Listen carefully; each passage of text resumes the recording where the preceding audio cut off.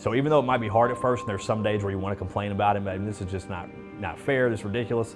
You know, complaining doesn't get you anywhere, for one thing. It's not going to get you any better. But, you know, you just got to stay positive. On February 5th, I was on duty, and we got a call about some debris in the roadway on I-269, which is an interstate down in Desoto County. I was the first car on scene. We had 4 vehicles that had flats.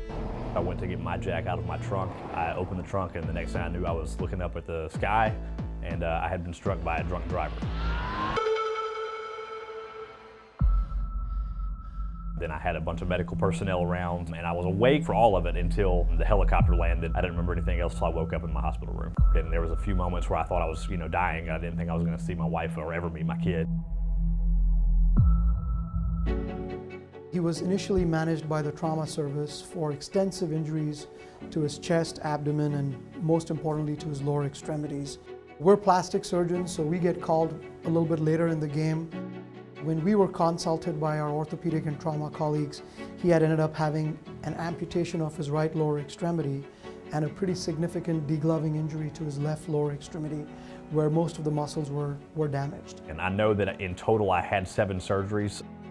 We told him 90% chance he's going to lose the other leg, and we use specialized muscle flaps and we use skin substitutes, which are something unique to us, where we try to build tissue over the bone. Dr. Murray was in and out of the room all the time with just, here's what we're going to do, here's what the next surgery looks like, here's what the time frame is, here's where you're going to be. Those things were amazing because it kind of helped me keep the outlook on the end. And using these techniques, we got him to save his leg and go through the whole rehabilitative process. Having to work a little harder, so your hip needs to flex. I started outpatient rehab on March 15th. 1, It's tough. 2. There's a lot of pain involved at first, 2. and then you don't see a lot of progress right off the bat, and you're just like, man, why am I here? Why am I doing this every day for no progress?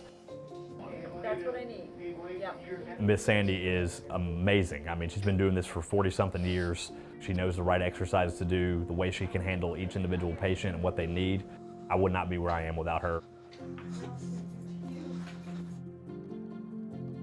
My baby was born in June, and just being able to meet him, it's a whole different perspective when you think about the fact that you were very close to never seeing him and never meeting him, to being able to hold that little baby. And even though things are different, things are harder, I'm very thankful and very blessed to be here and to be able to still be with my wife and my son.